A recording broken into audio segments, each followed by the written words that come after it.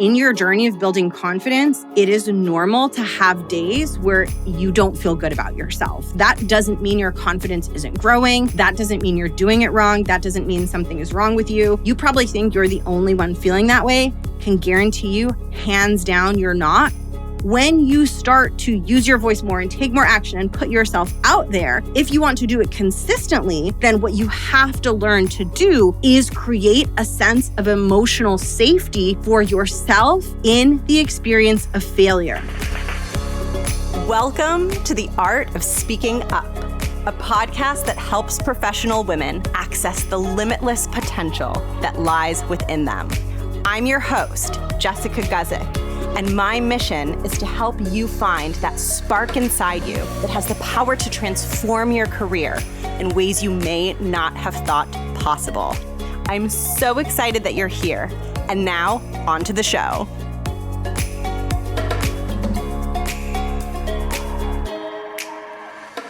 Welcome to the podcast. Thank you so much for tuning in. I'm Jess. I'm a New York Times featured podcast host, and I'm also a coach for professional women. And today's episode is about the number one topic that comes up most often in my work with clients, and also just the number one topic that I see people focused on and working on most. And that is the topic of building self-confidence. Confidence is something that I think everyone wants. I've never encountered a person who didn't want on some level to feel more confident, to possess more self-confidence. And yet it's something that can feel really tricky and elusive. And I've seen that oftentimes, while it's a really important goal for so many of us, we can get really stuck in the process of building it. And yet it is so important. It's such a key foundation for your professional success, because when you can create a lasting sense of self-confidence, it spills over into every area of not just your career, but your life.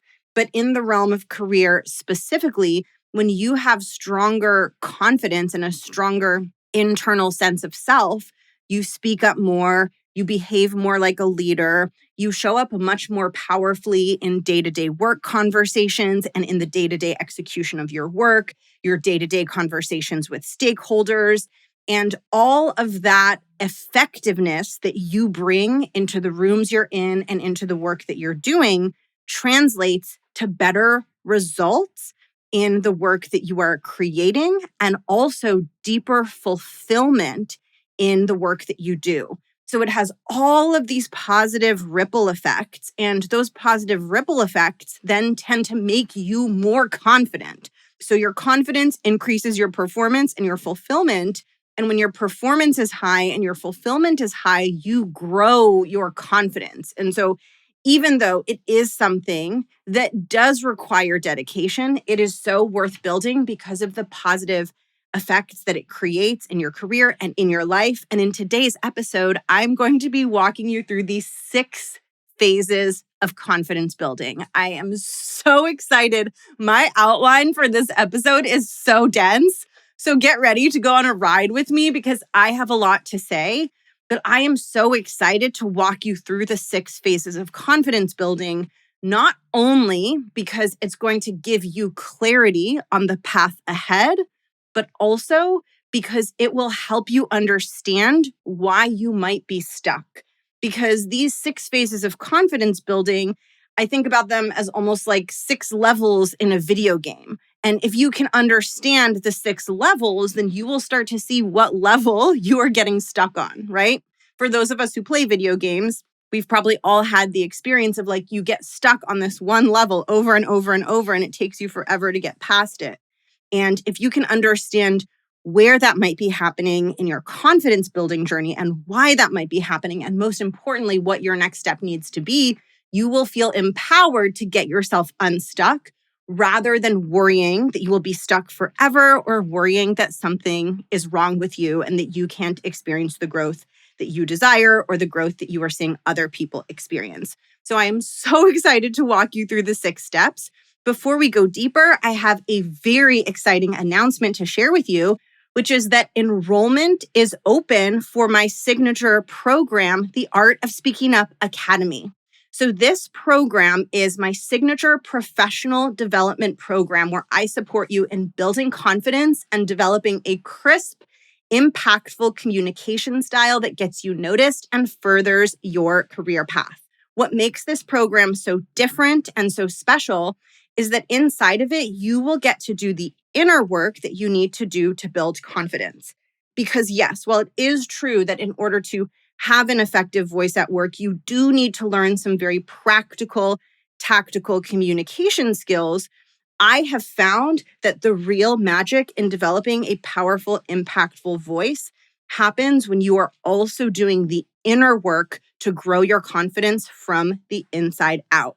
This is the work that you will get to do in the Art of Speaking Up Academy. And if you are ready to feel that confidence on the inside so that you can develop a powerful and authentic voice on the outside, this is the program for you.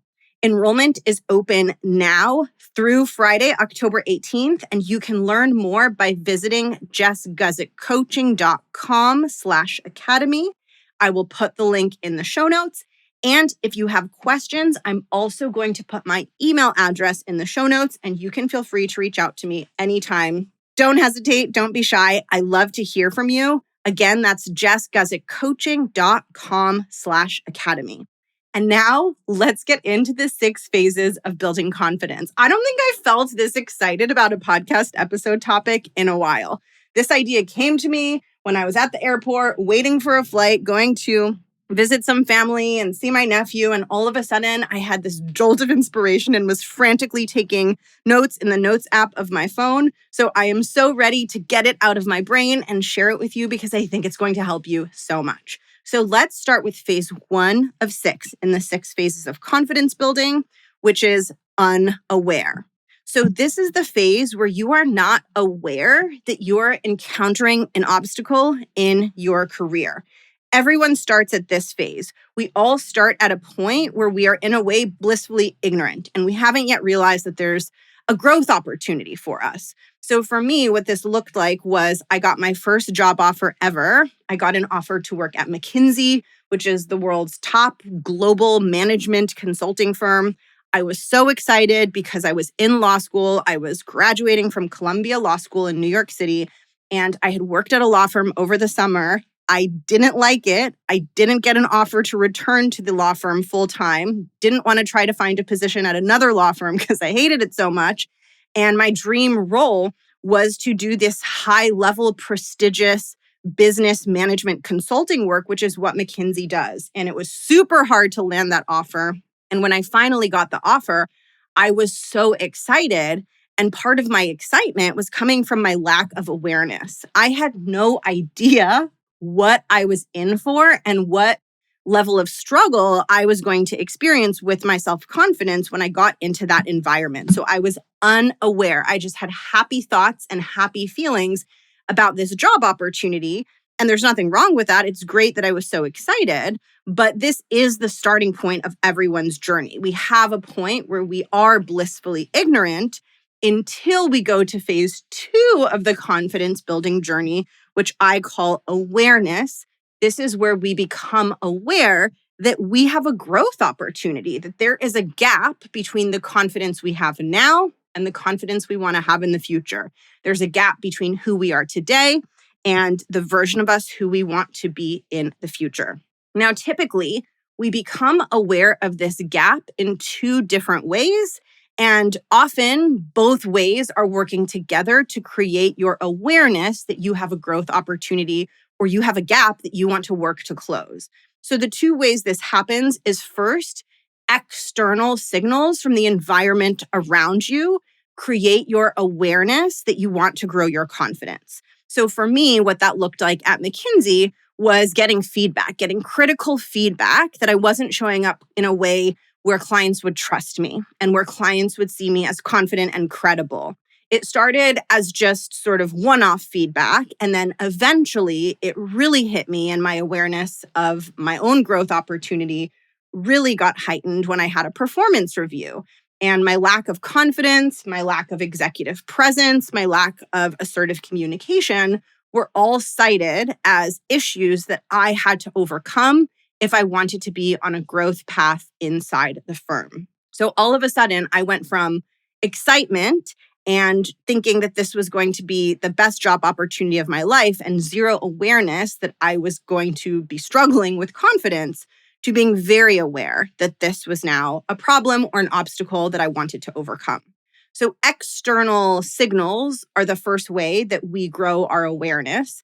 And that usually comes in the form of feedback, performance reviews, or failure to get a promotion cycle after cycle. Those are typically some of the external factors that will make someone realize, like, oh, I'm not where I need to be, and there's growth that I want to experience in my self-confidence. Now, the other way that our confidence gap comes to our awareness is through our internal experiences, through the thoughts and feelings that we are experiencing. So for me, going back to the example at McKinsey, it wasn't just that I was getting outside feedback that I needed to be more confident and credible, but it was also that as soon as I got there and as soon as I found myself sitting in rooms with my teams, sitting in rooms with clients, I was experiencing tons of negative thoughts, intense self-criticism, and an enormous amount of emotional discomfort, feeling shy, feeling frozen, feeling quiet, feeling hesitant, feeling insecure, feeling small, feeling stupid. So all of my internal thoughts and feelings helped me become aware that I was lacking in confidence. And typically, our awareness of the fact that this is a growth area comes both from those outside signals, the feedback, the performance reviews, etc., and our inner experiences, our thoughts and feelings.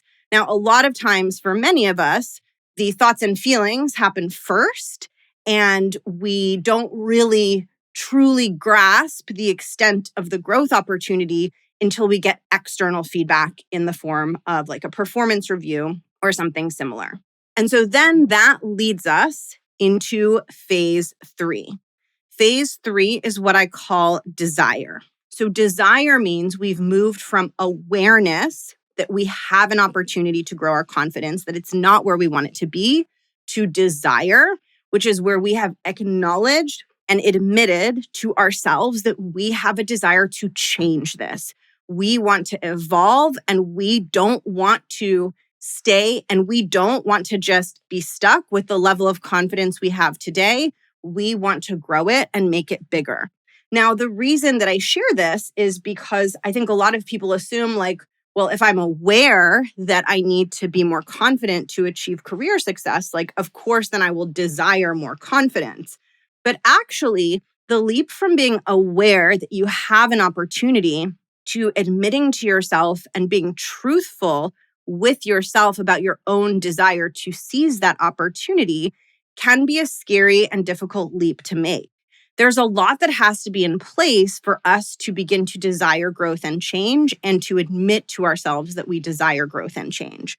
First of all, we have to, on some level, believe it's possible.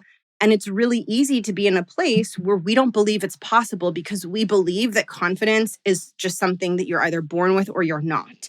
And if we have that belief, sometimes referred to as a fixed mindset, there's a researcher called Carol Dweck who calls this a fixed mindset. But if we have this belief that we can't change and this is just who we are and we're stuck that way, then we aren't going to desire change, because to desire change would force us to experience a form of emotional pain in wanting something that isn't possible for us. So if deep inside we believe confidence isn't possible for us, it will be unlikely that we will acknowledge that we desire it, because in acknowledging that, then we have to face the pain and disappointment of it not being attainable.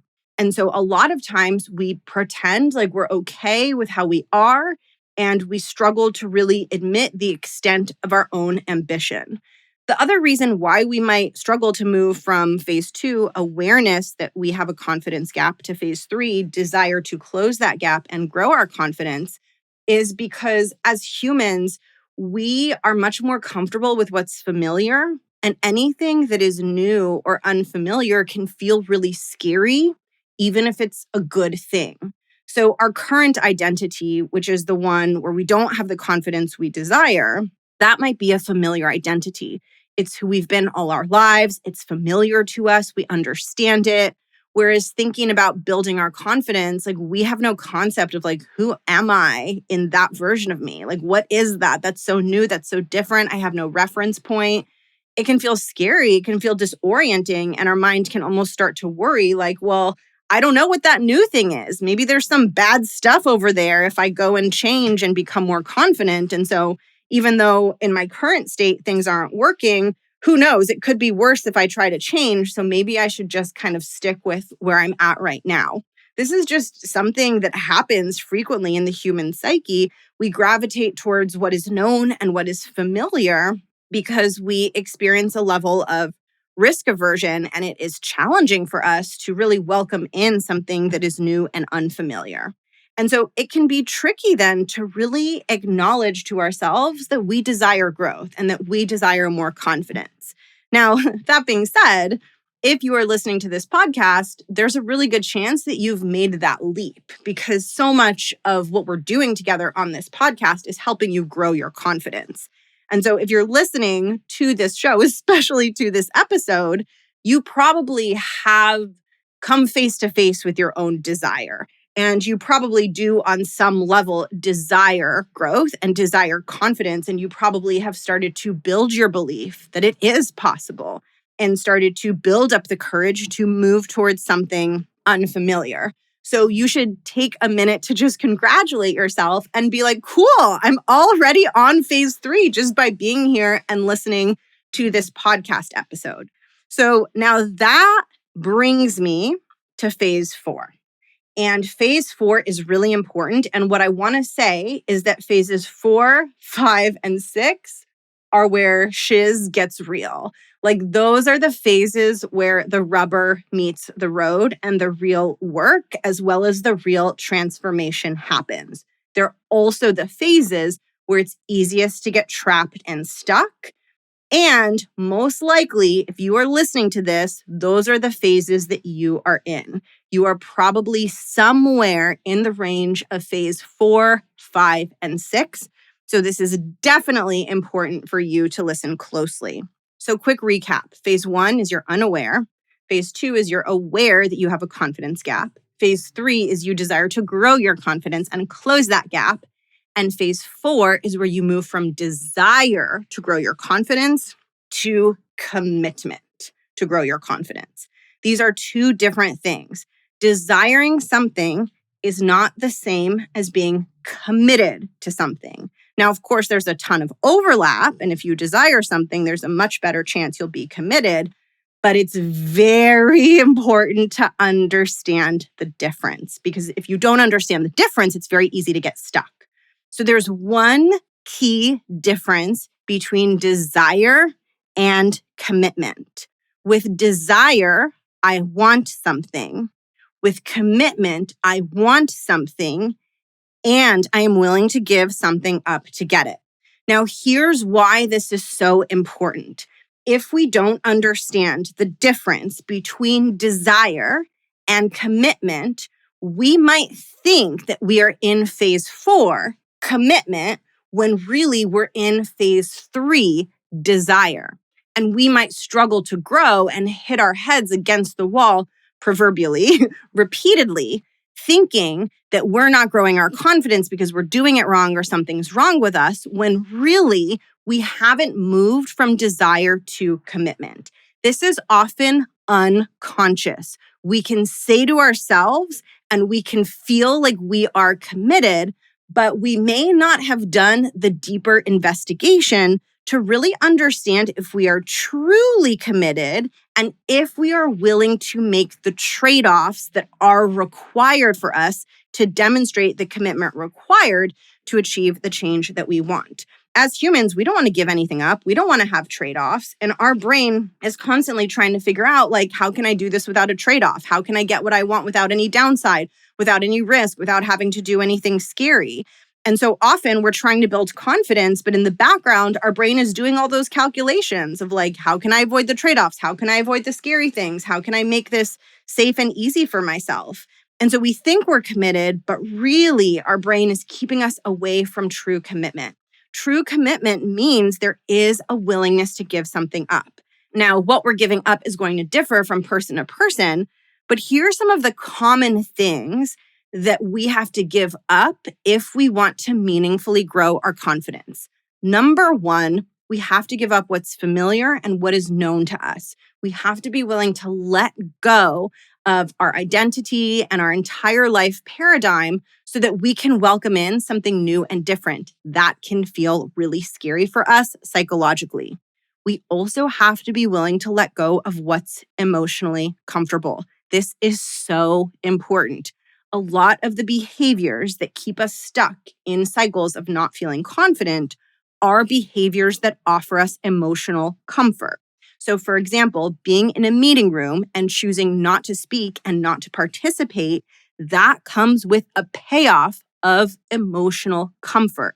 We have to be willing to give up that payoff of emotional comfort and experience emotional discomfort in order to grow our confidence, because our confidence isn't going to grow if we just keep showing up to the situation and doing the old behavior that reflects the lack of confidence. And for us as humans, it is extremely challenging to give up emotional comfort.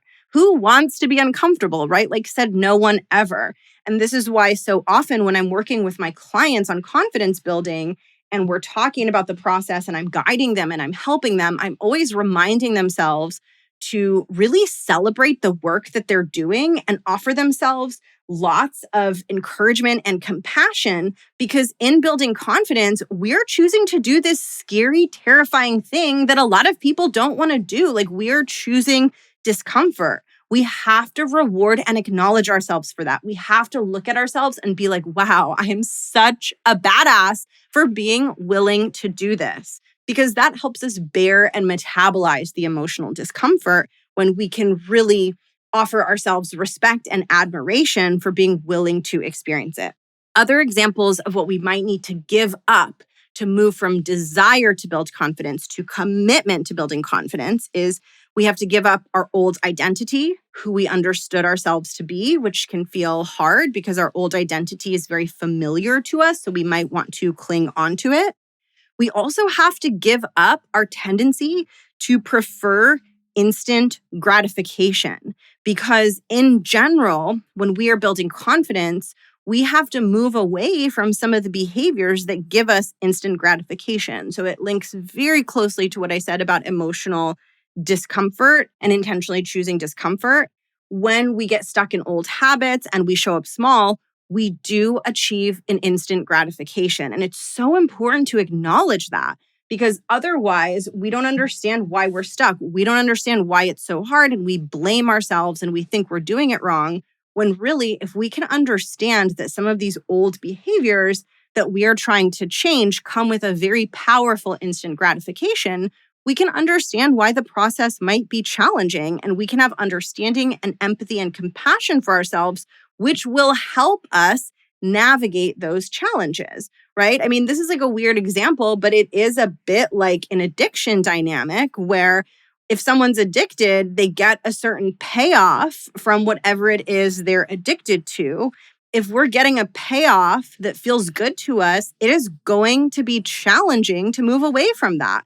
Just like someone can want to stop being addicted, that doesn't mean that they're necessarily going to be able to then wake up the next morning and be like, yay, I'm not addicted anymore. Like, no, they have to go through an entire process to unlearn and just become different, to unlearn and move past that. And with changing our psychological habits, it's very similar. We have a certain payoff that we get from our old habits. That payoff feels good to us and is valuable to us. And we have to be not only willing to sacrifice that instant gratification payoff, but we also have to be strong enough in the moment to not allow us to pull us in or suck us into it.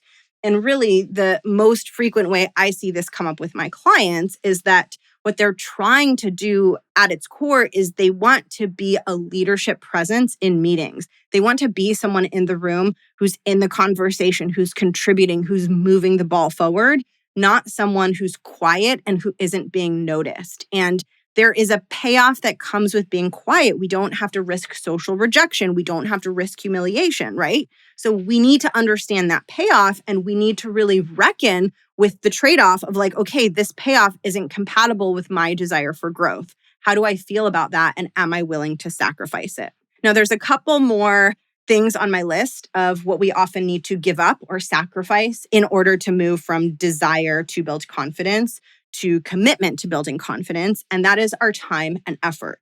So typically, if we want to make meaningful change and we want to go from desiring to actually committing and making progress, we have to put more of ourselves into the process. But hopefully, with all of the things on this list and all of these examples, you can start to see how wanting something is very different than being committed to something. And it can be really helpful to see those differences, because when we haven't clearly moved from wanting something to being committed to it, we often go in cycles of not achieving the thing we want, and we exhaust ourselves. And we would feel far more fulfilled and far less exhausted if we could just decide which side of the fence we want to be on. If we could say, you know what, I desire this, but I'm not committed to it, so I'm not going for it.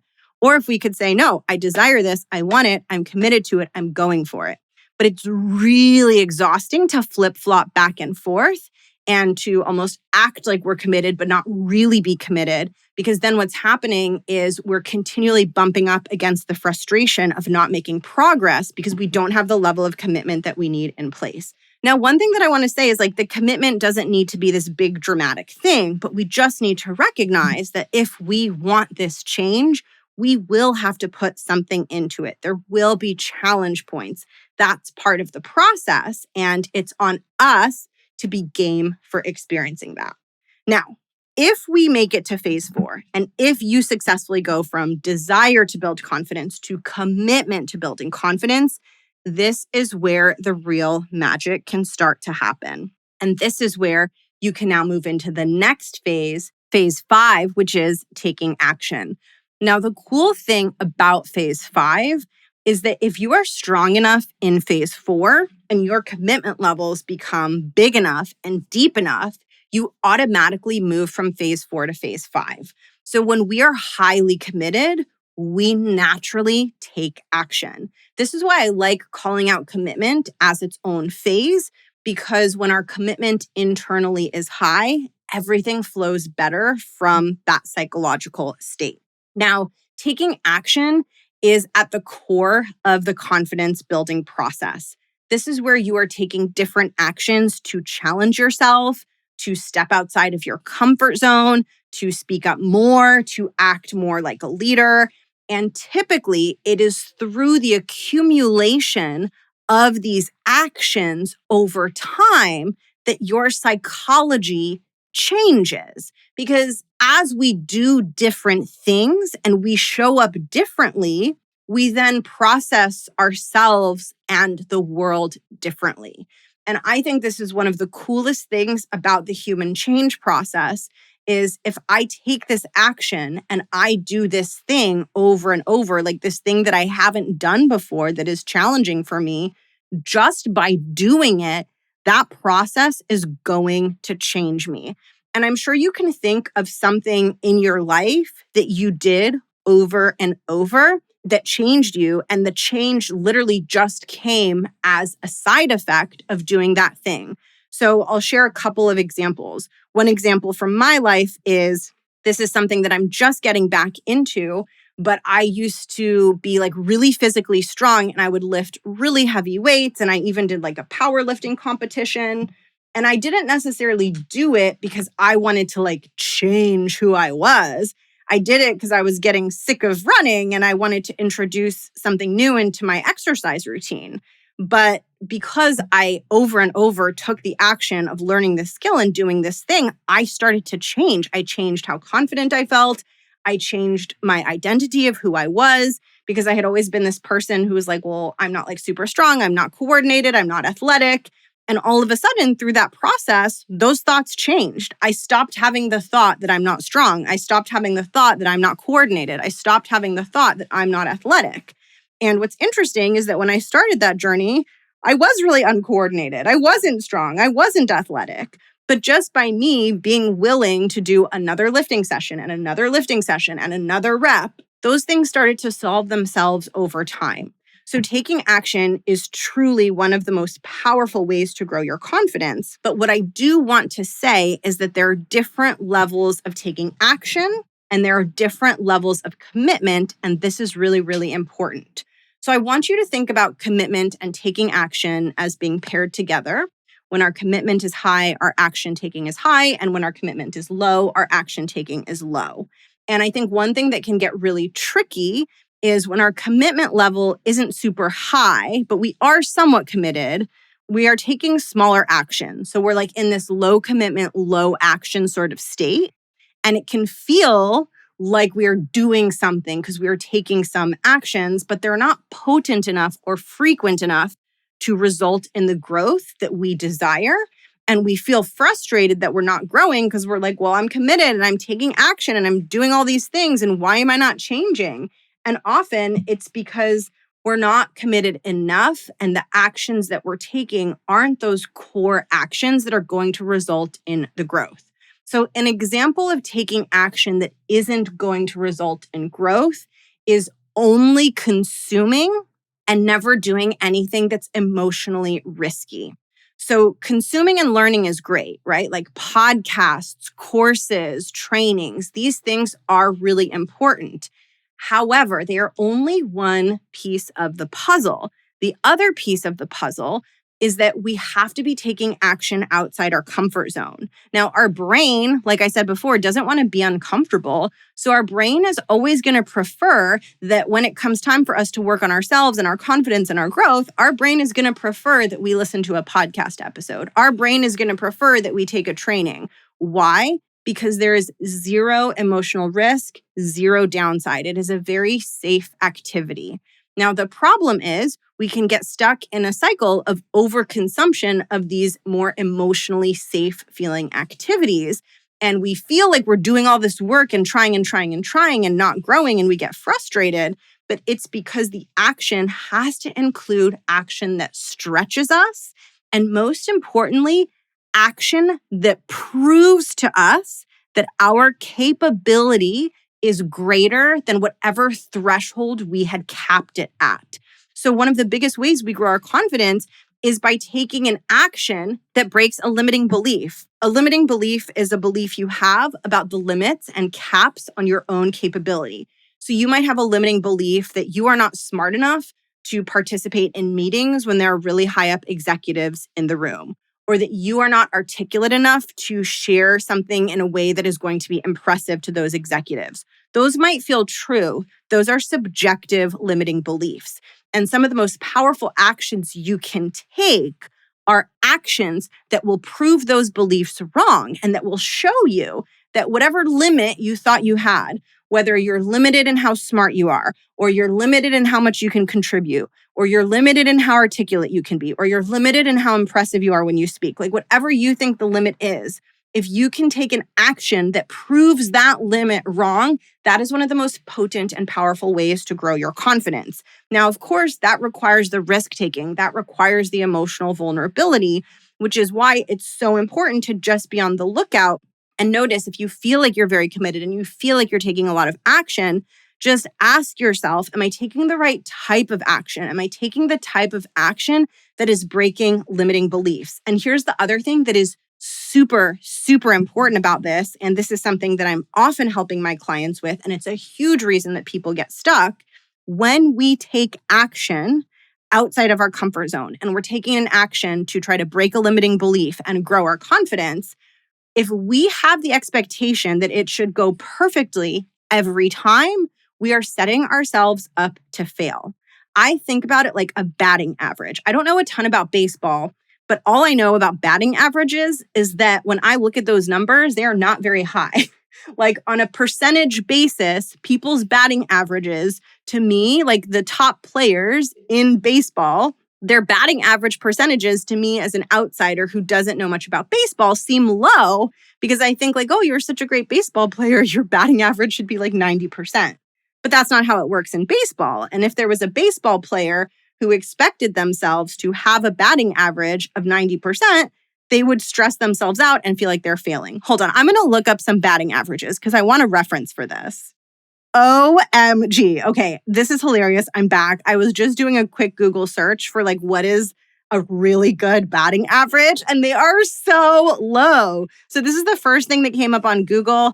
Josh Gibson, 1943. He was the most recent player to hit a high batting average of 0.400. That is 40%. And all of these other numbers that are coming up in my Google search are in the 30%. So with a batting average, if a baseball player thinks to themselves, I should hit the ball every time, they're going to fail. They're literally going to try to learn baseball. They're not going to hit 90% because that's not how it works in baseball. And they're going to be like, wow, I really suck at this. I should quit. And what if that person could have been like this dude here, like Josh Gibson? Like, what if Josh Gibson thought that he was supposed to bat 100%? And what if he made his career decisions based on that and missed out on becoming one of the world's best baseball players, arguably the world's best baseball player, because his expectations weren't calibrated properly. And as he was hitting this 40% batting average, he thought he was doing terribly. Imagine what he would miss out on. So when it comes to growing your confidence and taking action outside your comfort zone, it's the same exact dynamic. Not every action you take is going to be a home run where you hit it out of the park. You're going to start to develop your own batting average. Now, your batting average is probably going to be higher than 40%. So we're not talking about conditions that are as harsh and stringent as baseball, but the principle is the same, which is if you expect that every time you take action, it should be successful, you should get the feedback, you should get the validation, you should get the praise, you should get the acknowledgement, you should get the agreement from your stakeholders. If that's your expectation, then what will happen is you will be in phase 5, you will take action, you will speak up, you will use your voice, and then inevitably you won't have the ideal experience or response that you are hoping for. And instead of thinking to yourself, oh, it's normal to not have a batting average of 100%, you become like the baseball player that sabotaged their career and you say like, oh my gosh, that went so horribly, something is wrong with me, right? So like I want you to think of a very talented baseball player being like, oh my gosh, 0.4, this is so bad. And they have no idea that like this is actually excellent. And so it's so important when you're taking action to have the awareness that some of your action is going to result in a feeling of success and pride and accomplishment. And sometimes you will take actions that result in a vulnerability hangover and that don't go the way that you want. And that's okay. That's actually how it's supposed to go. It is so important to realize that the successes are going to accumulate. Those successes, even if they're not 100%, they're enough for you to start breaking through those limiting beliefs. And not only that, but with the right mindset and with the right approach, the failures can contribute to growing your confidence as well. And this sounds like bananas, right? Like I sound now like I'm in banana land where I'm like, the failures are going to help you. But here's the truth. When you start to use your voice more and take more action and put yourself out there, if you want to do it consistently, then what you have to learn to do is create a sense of emotional safety for yourself in the experience of failure. If you're not able to learn how to feel emotionally safer in experiences of failure, it will be difficult for you to sustain taking action because the failures will feel really painful and really uncomfortable. And you're going to want to stop trying and you're going to want to give up on yourself. This is a huge pattern I see. People are super committed. They're willing to take action. They start taking action. But when not every single action is met with success and is met with the result that they're hoping for, it feels so upsetting and scary and intense and overwhelming that they give up on their goals and dreams and they think something's wrong with them when really it's part of the process. And the goal isn't to not fail. The goal isn't to have a 100% batting average. The goal is to be able to keep swinging the bat with excellence, whether your last swing was a home run or whether you totally missed the ball. The goal is to keep showing up with a solid swing because that is what is going to get you into the Baseball Hall of Fame. It's not the 100% batting average that's going to get you into the Baseball Hall of Fame. It's the mindset of being able to stay focused and strong and confident even when you swung the bat and totally missed the ball. And that is what leadership is. If you think about it from your company's perspective, they need people who have resilience. They need people who can weather ups and downs and keep on swinging the bat excellently. Because in a leadership position, you have more responsibility, which means your successes are bigger. And you also have to hold some of those bigger downswings, right? Like if you're at an individual contributor level in a company, in an organization, and that organization, let's say, is declining, like revenue is declining, the company's not hitting targets, that's going to feel emotionally very difficult for the CEO of the company. The CEO of the company is going to bear more emotional discomfort than probably an individual contributor at the company, right? But the CEO knows how to keep leading, keep managing, keep making good management and leadership decisions despite those emotions. So this is a leadership trait that we're talking about. It is the ability to be in a downswing and to not compromise who you are, how you show up, how confident you feel about yourself, and the level of excellence that you bring to the work that you do. So every failure is an opportunity for you to practice being a CEO, for you to practice the CEO muscle of this is hard, this doesn't feel great, but now I have to choose who I'm going to show up as. Am I going to allow this failure and disappointment to cause me to give up or lower my standards or not give it my all? Or am I going to learn how to be the baseball player who keeps swinging with excellence? Because that's what's going to get the batting average the highest. So this is so important. And I just want to normalize for you, like if you take one thing away from this episode, what I would want you to take away is that in your journey of building confidence, it is normal to have days where you don't feel good about yourself. That doesn't mean your confidence isn't growing. That doesn't mean you're doing it wrong. That doesn't mean something is wrong with you. You probably think you're the only one feeling that way. Can guarantee you, hands down, you're not. Keep going, keep moving forward. And with that, I want to talk about the final phase in the 6 phases. So we covered phase 5, taking action. I want to talk about phase 6. This is so important, and understanding this will be a game changer for you in your journey. Phase 6 is what I call integration. Integration happens when we have taken action consistently enough that the actions that used to be hard for us have now become effortless. They're integrated into who we are. So going back to the baseball example, that dude I told you about with the really high batting average, he probably started his career being not yet amazing at baseball. Like when he first picked up the bat and first learned how to swing and do all the things, he didn't play the same way he played at the height of his career. That's because he hadn't yet integrated the skills. So action and integration are 2 different things. And this is what really trips people up, because people expect that the minute they take action, that action should integrate. That action should feel effortless. Like I should be able to pick up a baseball bat, even though I've never played baseball, and I should be able to hit a home run. So what happens is they pick up the baseball bat, they swing, they miss the ball. That felt really hard. And they're like, oh, shoot, this action isn't working. Like I was told that I got to take action to build my confidence. I just took some action. I didn't hit a home run. That must be the wrong direction. When really it's like, no, you do have to take action. You just have to keep taking action until you reach integration. And this is where I see the fall off point for people. Like this is where it gets challenging, because we have to be committed to our process and to staying in our process long enough to achieve integration. You can think of integration as being the difference between trying a new recipe that you are super unfamiliar with, and you have to pay attention to every step of the recipe, versus something you've made a zillion times. You don't need to look at the recipe. You can just grab everything and cook it up quickly. That is integration.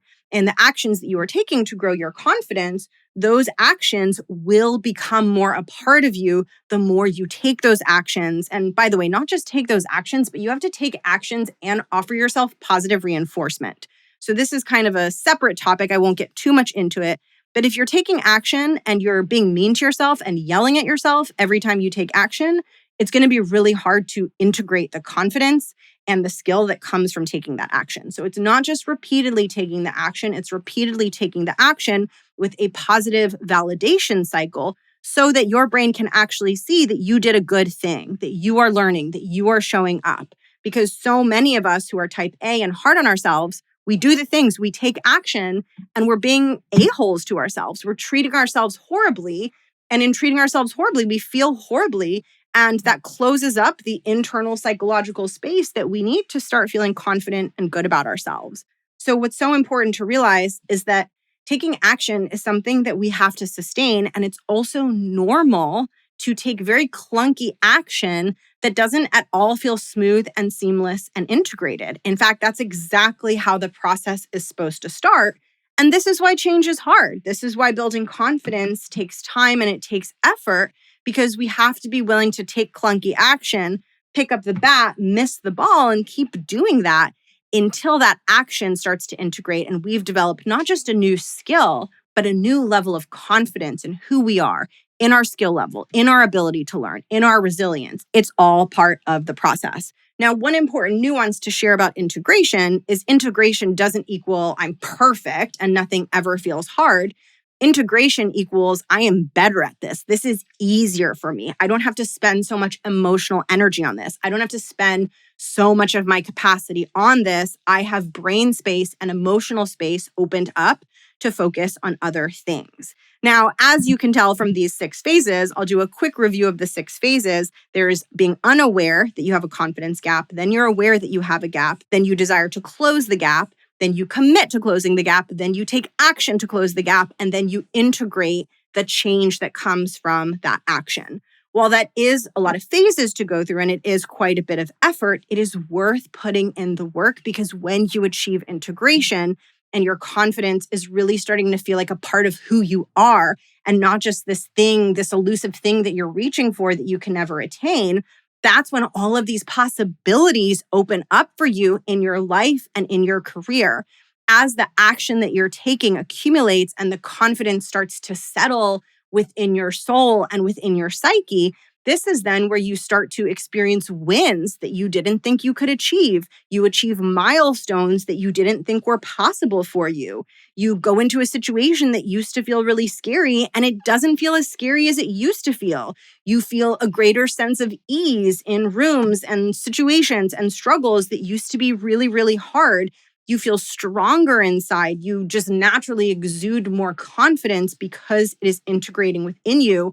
You also have just a greater capacity to show up as a leader and really be a powerful presence and help people problem solve, because you don't have to expend so much energy to force yourself to be a voice in the room. It has integrated, it has become a part of who you are. And now you have brain space and energy opened up to show up and lead and to show up and show people what you're made of and how smart you are and how much you can help everyone get across the finish line. And it helps you create success, and not just success, but success that's sustainable, because the success you've built is based on a confidence that came from a longer term process that allowed the growth and the change to actually take root within you versus being this temporary, fleeting thing. And what I really want to message to you here is that this is a universal process. It's possible for any of us who are willing to put in the effort to do this work and move ourselves towards change. Now, the work that I do with my clients is primarily in the later phases of these 6 phases. So phases 1 through 3, unaware, aware, desire. That's typically not where I'm supporting people. Where I'm supporting people is in phases 4, 5, and 6. I'm helping my clients deepen their commitment to the change.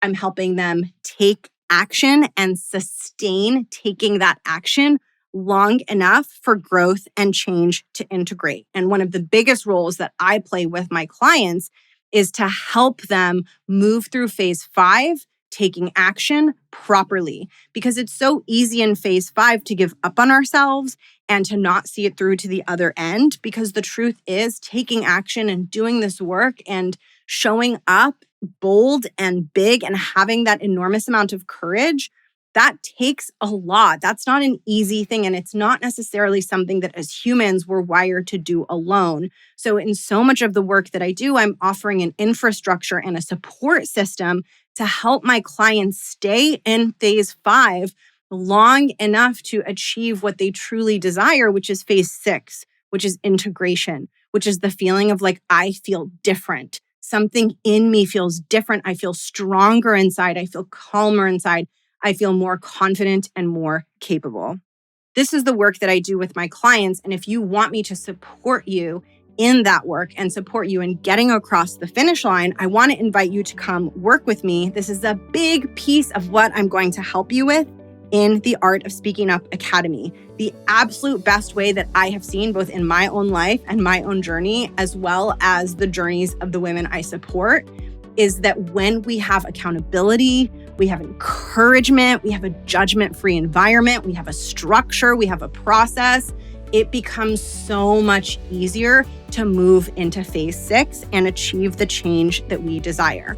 And if the change that you desire looks like you feeling more confident in yourself, contributing more powerfully at work, being seen as a thought leader, and being confident that you know how to be in the room and be an impressive voice in the conversation, then this is the program for you. Not only are you going to learn the communication skills that you really need to stand out and shine, but more importantly, you're going to do the inner work to stay in that change process long enough to start to see and feel meaningful shifts in your levels of self-confidence.